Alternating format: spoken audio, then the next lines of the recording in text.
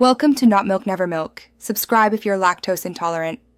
You start now. Ensure the heater is cold and filled with 1K kerosene only. Open a window 1 to 2 inches for fresh air.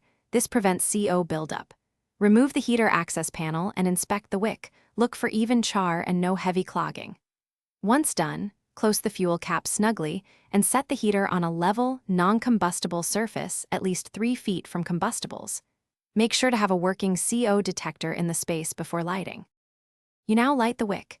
Gently raise it until a 1/8 to 1/4 inch tip shows. If your heater has an automatic igniter, activate it once.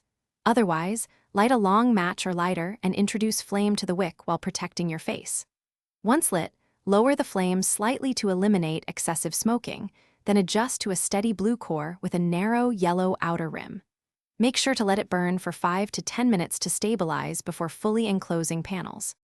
You finish by letting the heater warm up for 10 to 20 minutes while observing the flame and exhaust. This stabilizes combustion. If you see heavy smoke, strong kerosene odor, or soot, immediately lower the wick and increase ventilation. If problems persist, extinguish, allow cooling, and inspect or replace the wick and confirm fuel quality. Make sure to turn the heater off and cool fully before refueling, and always ventilate the room during operation to make.